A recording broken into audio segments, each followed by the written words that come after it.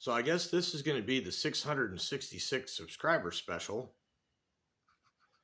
I noticed today that my subscriber count went down by 1. I know that happens. I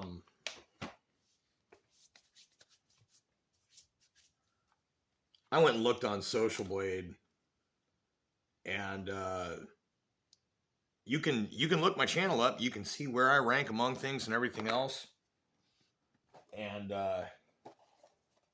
you can see that for the amount of time that I've had the channel and the amount of subscribers, the rate that it goes.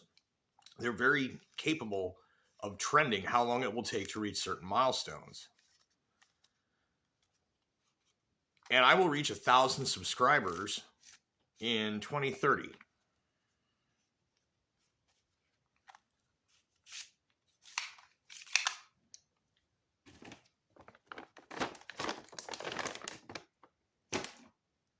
Pretty cool, right?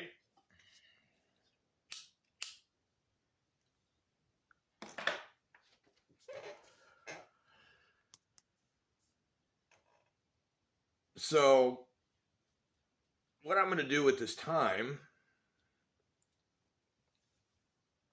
is promote a couple of playlists that I've created. They will be being added to over time.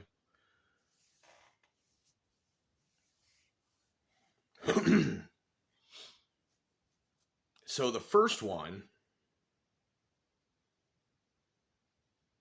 is the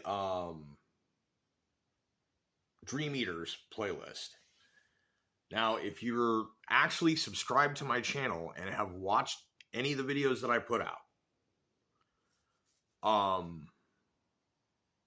the shorts with the music on them, you've heard this band.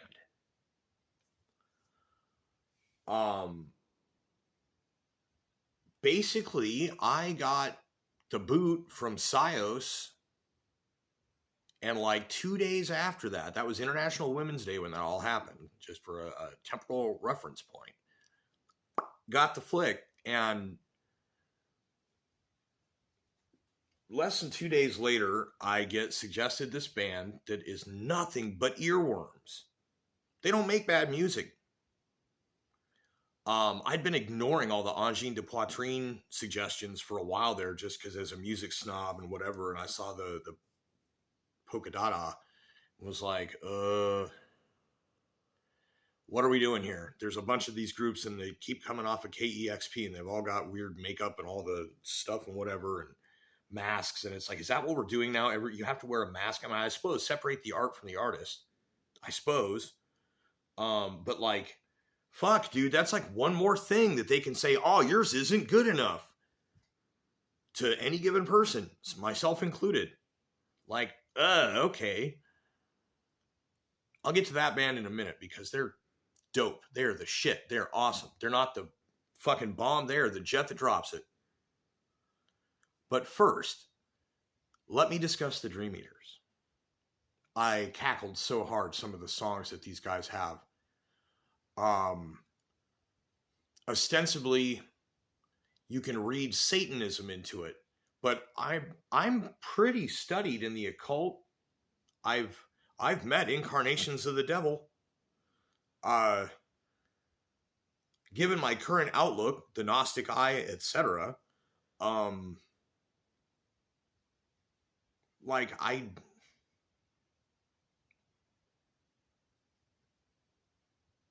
that's some damn good camouflage you got there. That's all I can say about that. That's some really good camouflage. Holy shit, I can't even see you. Like, I don't know how to put it. If you ask them about it, the interviews I've seen, it seems like they're, I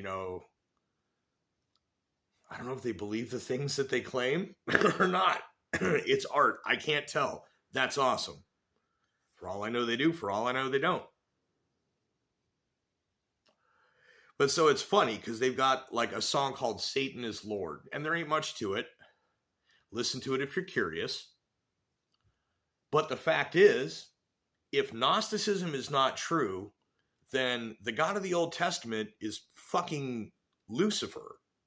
And if the God of the Old Testament is not Lucifer, then Jesus is.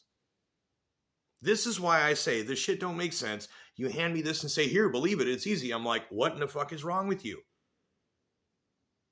At large, people that believe in Jesus don't understand Jesus.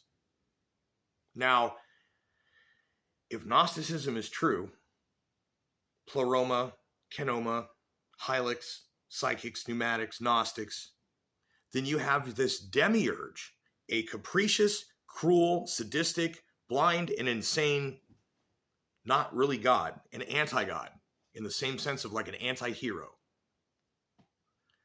that misappropriated the Holy Spirit via Sophia, the cosmic eon of wisdom, who had the, it was like creating an imagination so that wisdom could happen. Wisdom requires the ability to work with ideas.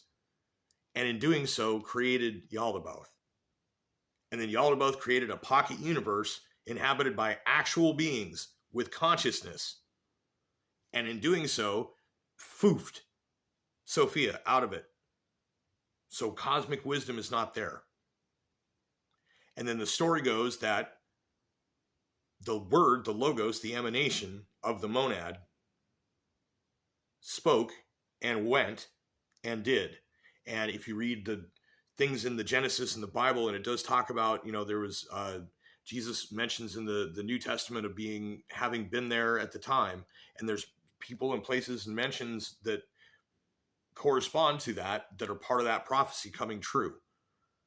There's a lot more to it than just an angel showed up and said, hey, this kid right here, and then things. There's a hell of a lot more than that. The reason that the claim was made so strongly was not, you don't go thinking, oh, this guy was just insane. Some people go full manic and they're like, oh, I'm Jesus. That's not what that was. But the kid came out and grew up, and as he grew up, he just knew the Bible word for word, the Torah, as they were using it. And they're all through even the Tanakh, all through it, there was references and things that he would talk about. And it was just, that's part of it. That's part of the lore, right? There was more than just a messenger came down and said the thing. There was more to it. And part of that more to it is that we're talking about eternal beings from an eternal realm that were always there as of their conception. You got to be able to think a little bit abstract to be able to understand this, but it's not a difficult concept. Born immortal, created immortal. That's what these things are. In a realm that is infinite without time, the inside of a black hole, basically. But we are separated from that, and our universe is a bastardization of theirs, where everything that is eternal there is transient here. So these sunsets that I go check out, by the way, check out the videos. I just uploaded an amazing sunset. These things, they are, at this point, there's no undoing anything. You cannot have one without the other. And so that's the duality that so many people don't like applied to an almighty force. But the truth is that the reality we live in is buffered between us and the higher power, because otherwise we would just incinerate. We cannot exist in a place where the higher power exists. We can eventually rejoin the higher power in a spiritual sense when the energy and life force of our body, or whatever key, whatever it is, your soul, whatever it is, leaves your body. It rejoins that, because it is the sum of all energy and is not contained in an actual place as far as we are concerned. Again, thinking in abstract. So anyways, what I'm getting to with all of this is the actual nature of reality, as far as I'm able to discern, an entity not unlike what most people think of as Satan, is what is in charge of the world of people. Deal with it. That's what it is. And if you read things like Book of Revelation, if you read some of the, I think there's stuff in Exodus, but I don't know. I'm not going to try and act like I know. But definitely in the Revelation,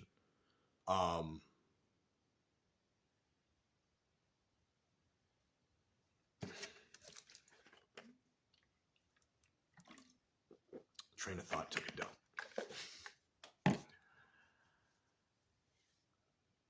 There are references to this. This is part of what the Great Awakening of the Revelation is the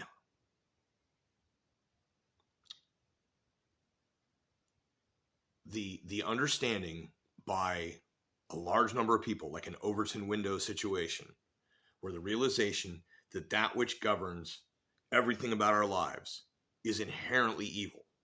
And even with the Jesus part of the equation in place, even with that, an entity descended of that entity, an offspring, is in charge.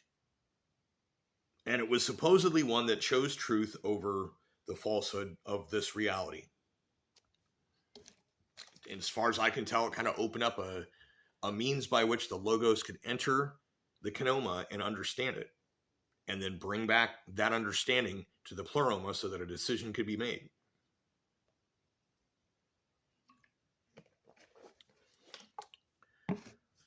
But the thing is, to take this timeline of the Revelation and try and truncate it into a lifetime of a person doesn't work. There's so much there that goes on. There's a far future view that is just it's flattened. It's completely flattened.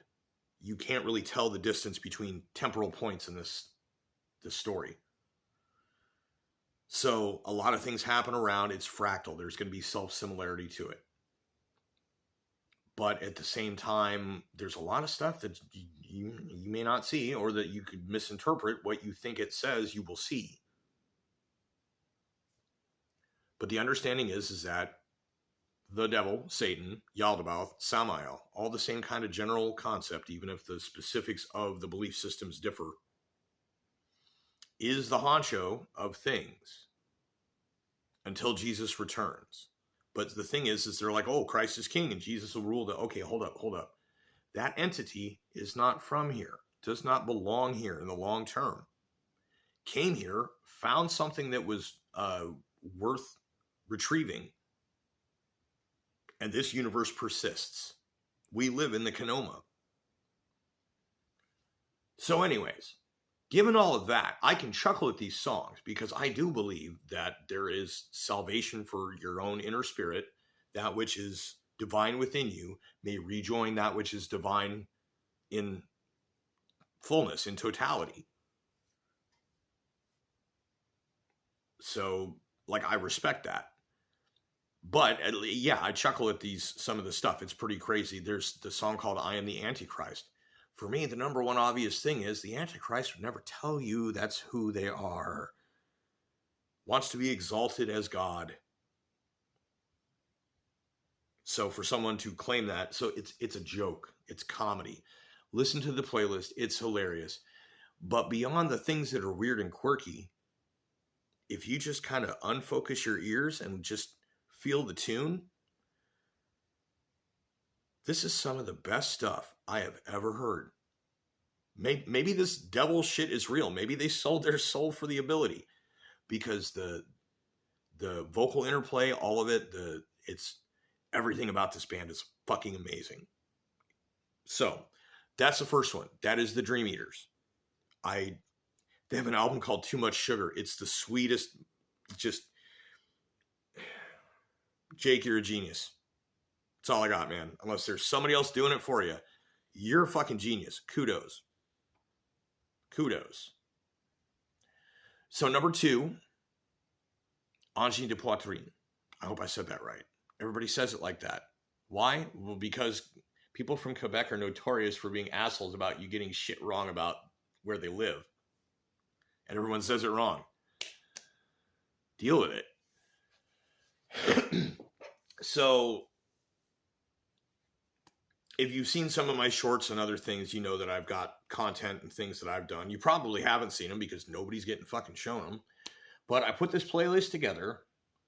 It's got the band name in it. It's just called Angie de Poitrine Tributes, or Tributes to, or however I named it. And I'm curating both of these lists. The Dream Eaters list is not going to be a lot of the funny songs. Mostly it's the either a fleshed out piece or just something that is so stupidly good, and this is the only segment of it that is out there. With the exception of Reuniti on Ice. That one belongs on the playlist. If you don't understand, you must hear it.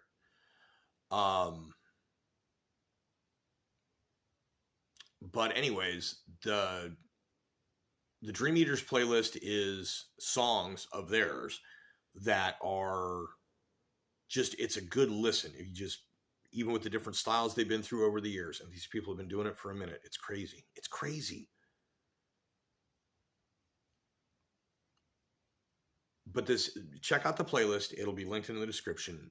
I think most people should like this. It's really, and what I do is I'll start Atomic Queen with the guitar solo, the first track, and then I'll hit the shuffle on the playlist. The little crisscross thing on the menu of the playlist allows you to shuffle the order temporarily.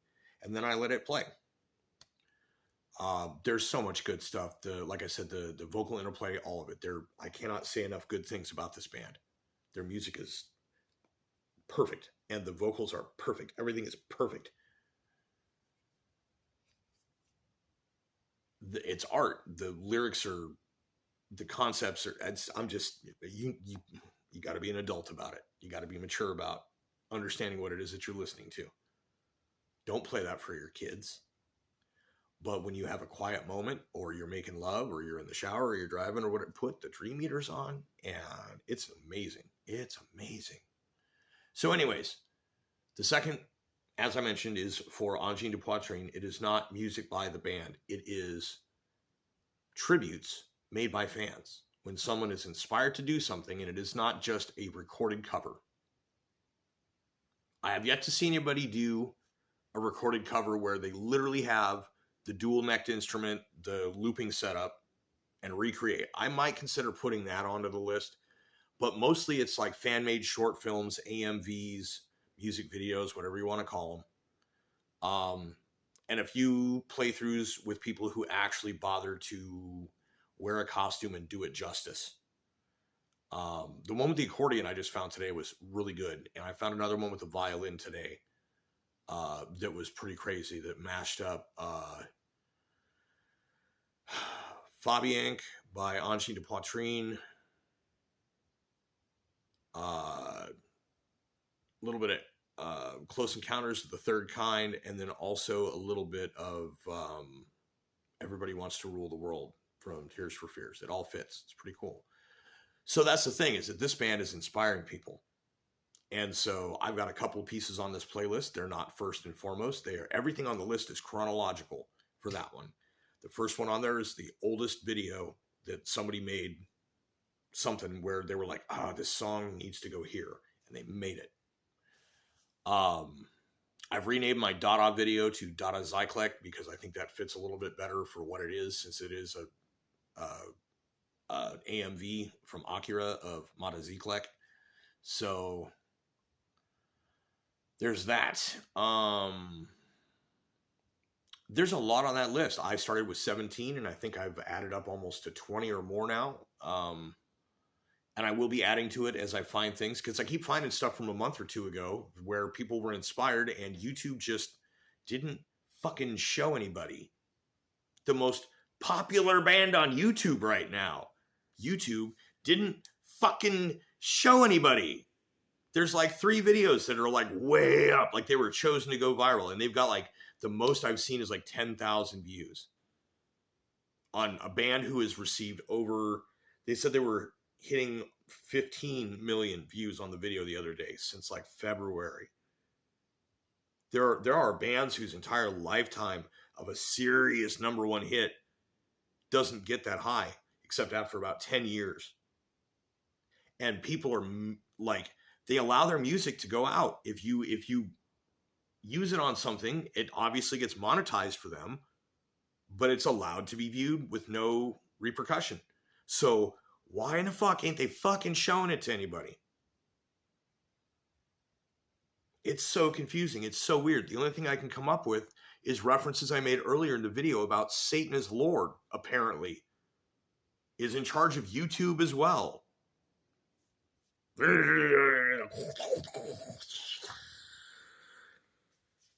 Satan's a liar with a micro penis.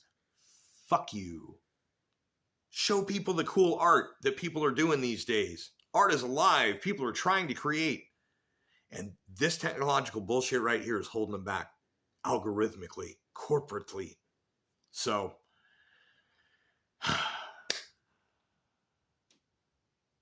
if I had the means to do a divine orbital strike, I think it would be everything that is squashing our ability to thrive, to advance. This includes globalism. I would strike all that shit from orbit. I pray for that kind of stuff. Except that prayer doesn't work.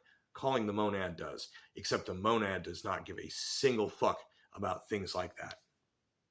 So either Satan does it for you under the auspices of its God, or you got to do it yourself.